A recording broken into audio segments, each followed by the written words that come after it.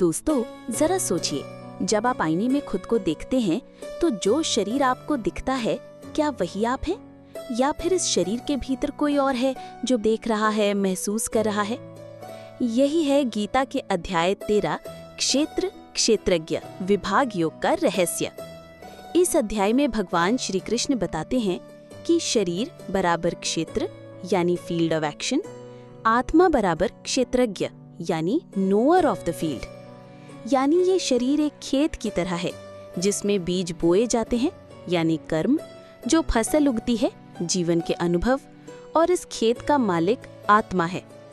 अर्जुन ने कृष्ण से पूछा, हे प्रभु, कृपया मुझे विस्तार से बताइए, क्षेत्र यानी शरीर क्या है, क्षेत्रज्ञ यानी आत्मा कौन है, ज्ञान क्या है, और ज्ञेय यानी जिसे जानना चाहिए वो क्या है। अर्जुन का सवाल सिर्फ दार्शनिक नहीं था बल्कि बहुत व्यावहारिक था, क्योंकि अगर इंसान को पता ही नहीं कि वो कौन है तो बाकी सब ज्ञान अधूरा है।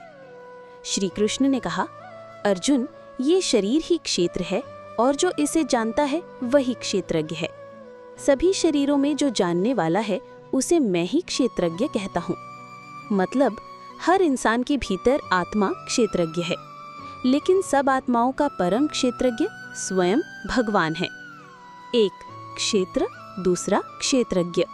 शरीर, इंद्रिया, मन, बुद्धि, अहंकार, ये सब क्षेत्र हैं, यानी ये सब बदलते रहते हैं, नश्वर हैं। जो इस शरीर और मन को देखता है, अनुभव करता है, वही आत्मा है। आत्मा अजर अमर है, बदलती नहीं। और परम क्षेत्रज्ञ, जो सब आत्माओं और सब क्षेत्रों को जानता है, वही परमात्मा है। यहाँ गीता हमें एक बड़ा रहस्य देती है कि हम सिर्फ शरीर नहीं है बल्कि आत्मा है, और आत्मा भगवान से जुड़ी हुई है। जैसे एक ड्राइवर कार चलाता है, कार बराबर शरीर यानी क्षेत्र, ड्राइवर बराबर आत्मा यानी क्षेत्रज्ञ, और कार बनाने वाला या सब कारों को जानने वाला बराबर परमात्मा। अगर ड्राइवर भूल जाए कि वो ड्राइवर है और खुद को कार समझने लगे तो यही अज्ञान है, और अगर वो याद रखे कि कार सिर्फ साधन है तो यही ज्ञान है। भगवान ने कहा, क्षेत्र और क्षेत्रज्ञ का जो सही ज्ञान रखता है वही सच्चा ज्ञानी है। इसका मतलब भले ही आप वेद पढ़ लो, शास्त्र पढ़ लो, लेकिन अगर आपको ये नहीं पता कि आप शरीर नहीं आत्मा है तो ज्ञान अधूरा है। एक, शरीर बराबर क्षेत्र यानी फील्ड ऑफ एक्शन, आत्मा बराबर क्षेत्रज्ञ यानी नोअर ऑफ द फील्ड। तीसरा, भगवान बराबर परम क्षेत्रज्ञ। चौथा, जो ये भेद समझ लेता है वही सच्चा ज्ञानी है। दोस्तों, अब भगवान श्री कृष्ण हमें बताते हैं कि ज्ञान का असली अर्थ क्या है। हम सोचते हैं कि ज्ञान मतलब किताबें पढ़ना, डिग्री लेना या बहुत सारी जानकारी जमा करना, लेकिन गीता कहती है असल ज्ञान वो है जो हमें आत्मा और परमात्मा की ओर ले जाए। भगवान के शब्दों में नम्रता, अहिंसा, क्षमा, सीधापन, गुरु की सेवा, पवित्रता, स्थिरता, आत्मसंयम, यही ज्ञान है, बाकी सब अज्ञान है। ज्ञान की पहली पहचान है अहंकार का न होना। अगर कोई पढ़कर घमंडी हो जाए तो वो विद्वान हो सकता है, ज्ञानी नहीं। सच्चा ज्ञानी हमेशा विनम्र होता है। वो जानता है कि असली मालिक भगवान है, मैं नहीं। अहिंसा का मतलब केवल शारीरिक हिंसा से बचना नहीं, बल्कि मन, वाणी और कर्म से किसी को चोट न पहुंचाना। कटु वचन भी हिंसा है, छल कपट भी हिंसा है। सच्चा ज्ञानी दूसरों को दुख नहीं देता। क्षमा करना बहुत बड़ा गुण है। लोग भूल कर सकते हैं, हमें ठेस पहुंचा सकते हैं, लेकिन ज्ञानी व्यक्ति उन्हें माफ कर देता है, क्योंकि वो जानता है ये सब शरीर और मन का खेल है, आत्मा शुद्ध है। सच्चा ज्ञान छल कपट और दिखावे से दूर है। जिसके अंदर सत्यता है वही आत्मज्ञान को प्राप्त करता है। भगवान बताते हैं ज्ञान गुरु की सेवा से मिलता है। गुरु के चरणों में नम्रता और समर्पण ही ज्ञान का द्वार खोलते हैं। जिसका मन और इंद्रियां वश में है वही ज्ञानी है।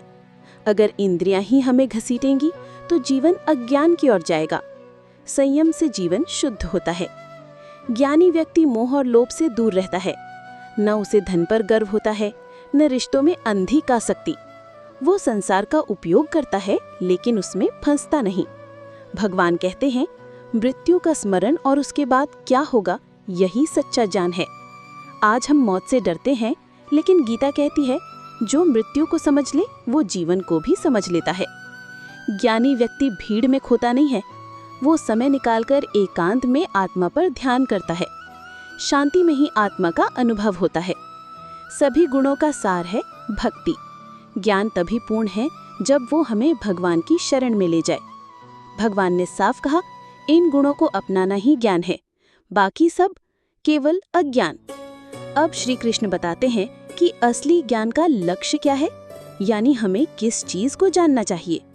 जवाब है परम सत्य, परमात्मा। भगवान कहते हैं जो सत्य अनादि है, जो परम है, जो शब्दों और तर्क से परे है, वही ज्ञेय है। उसकी विशेषताएं हैं सर्वव्यापी, अचल, निर्गुण और सगुण दोनों, प्रकाश का स्रोत, सूर्य चंद्रमा अग्नि सबकी चमक उसी से है, हृदय में स्थित, वो हम सबके भीतर है। जैसे बिजली पूरे घर में है, पंखा, बल्ब, फ्रिज सब उसी से चलते हैं, उसी तरह सब आत्माएं परमात्मा की शक्ति से जीवित हैं। 1. ज्ञान बराबर विनम्रता प्लस भक्ति। 2. ज्ञेय बराबर परमात्मा जो सबका आधार है। 3. हमें हर दिन खुद को याद दिलाना चाहिए, मैं शरीर नहीं आत्मा हूँ और आत्मा भगवान का अंश है। असली ज्ञान किताबों से नहीं, गुणों से आता है। ज्ञानी बराबर विनम्र, क्षमाशील, अहिंसक, संयमी और भक्त। असली ज्ञेय बराबर परमात्मा जो सबके भीतर और सबके परे है। दोस्तों, अब हम आते हैं गीता के अध्याय 13 के सबसे गहरे हिस्से पर, प्रकृति और पुरुष का विज्ञान। अर्जुन ने भगवान से पूछा था कि ये शरीर क्षेत्र और आत्मा क्षेत्रज्ञ का रहस्य क्या है, लेकिन श्री कृष्ण यहाँ बताते हैं कि केवल इतना जान लेना ही काफी नहीं है। इसके पीछे 2 और बड़े सिद्धांत काम करते हैं, प्रकृति और पुरुष। प्रकृति क्या है? भगवान श्री कृष्ण कहते हैं कि ये संसार प्रकृति की देन है। हर भौतिक वस्तु, हर इंद्रिय, हर अनुभव सब प्रकृति से ही उत्पन्न होते हैं। प्रकृति को समझने के लिए आप इसे इस तरह सोच सकते हैं, महत बराबर बुद्धि, ये पहला तत्व है जो प्रकृति से उत्पन्न होता है।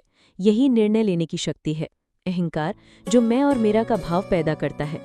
पंच महाभूत पृथ्वी, जल, अग्नि, वायु और आकाश। मन जो इंद्रियों को जोड़ता है और विचार पैदा करता है। इंद्रियों और उनके विषय, देखना, सुनना, चखना, सूंघना, स्पर्श करना और उनके अनुभव, इन सब का मेल ही क्षेत्र, शरीर और संसार कहलाता है। यानी हम जिस भी चीज को महसूस कर रहे हैं वो सब प्रकृति का हिस्सा है। पुरुष कौन है? अब आते हैं पुरुष पर। पुरुष का अर्थ है चेतन सत्ता यानी आत्मा। ये प्रकृति का हिस्सा नहीं है। ये न जन्म लेता है न मरता है। ये केवल साक्षी है, सब कुछ देखता और अनुभव करता है, लेकिन खुद कभी बदलता नहीं है। भगवान कहते हैं आत्मा और परमात्मा दोनों पुरुष हैं।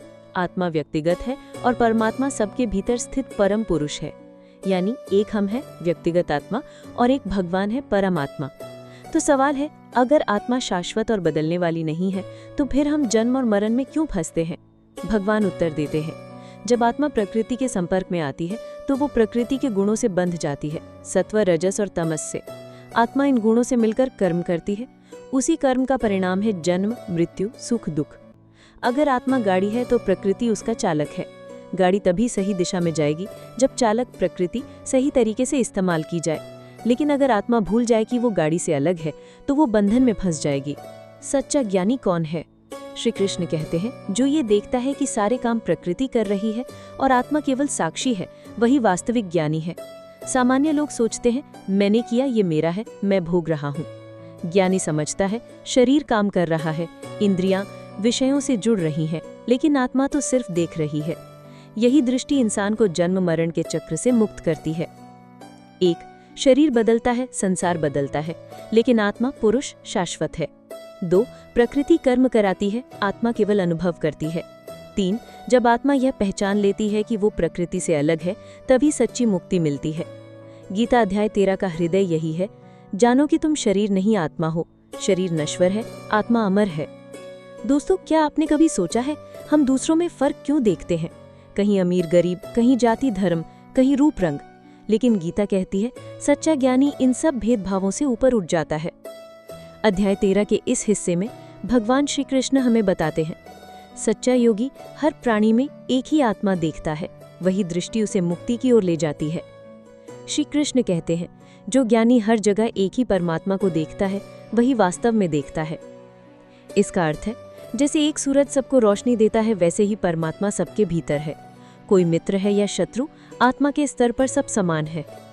जैसे समुद्र की लहरें अलग अलग दिखती हैं, कोई बड़ी कोई छोटी, लेकिन लहरें चाहे कैसी भी हों, वो सब उसी समुद्र का हिस्सा है। उसी तरह इंसान, पशु, पक्षी, अमीर, गरीब सब एक ही आत्मा से जुड़े हैं। भगवान कहते हैं, जो व्यक्ति समता दृष्टि रखता है वही वास्तव में मुझे देखता है। ज्ञानी जानता है शरीर अलग है, आत्मा एक है। रूप रंग बदलते हैं, लेकिन आत्मा शाश्वत है, इसलिए वो न किसी से घृणा करता है न आसक्ति। संत कबीर को एक बार मुसलमान और हिंदू दोनों ने अपने अपनी रीति से दफनाने और जलाने की जिद की। कबीर ने मृत्यु के समय कहा, मुझे मत देखो, आत्मा को देखो। आत्मा का न कोई धर्म है न रूप। मृत्यु के बाद उनके शरीर की जगह केवल फूल मिले। यही है समता दृष्टि का प्रमाण। श्री कृष्ण कहते हैं, जो व्यक्ति मुझे हर जगह समान रूप से देखता है, मैं उसके लिए कभी ओझल नहीं होता, न वो मेरे लिए। यानी जब हम हर किसी में भगवान को देखने लगते हैं तो भगवान भी हमें कभी नहीं छोड़ते। यही स्थिति भक्ति प्लस ज्ञान बराबर मुक्ति है। मुक्ति बराबर केवल मरणोपरांत स्वर्ग नहीं, बल्कि अभी के जीवन में भी शांति। जब हम किसी से द्वेष नहीं करते, तुलना नहीं करते, तो मन स्वतः शांति में रहता है। एक, भेदभाव मिटाइए, अमीर गरीब जाति धर्म ऊंच नीच का भेद छोड़े, सब आत्मा है। 2, समता का अभ्यास करें, हर प्राणी में भगवान का अंश देखें। 3, भक्ति प्लस ज्ञान बराबर पूर्ण योग, सिर्फ पूजा या सिर्फ ज्ञान से नहीं, दोनों के संगम से मुक्ति है। 4, मन की शांति, जब आप किसी को शत्रु नहीं मानते तो अंदर गहरी शांति आती है।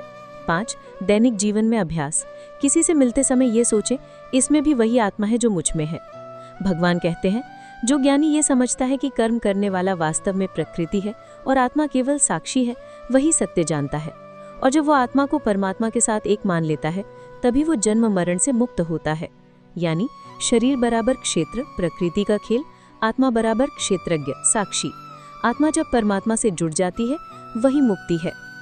तो दोस्तों, आपने देखा अध्याय 13 के इस हिस्से में भगवान श्री कृष्ण ने बताया कि सच्चा ज्ञान क्या है। हर प्राणी में परमात्मा को देखना, समता दृष्टि ही मुक्ति का रहस्य है।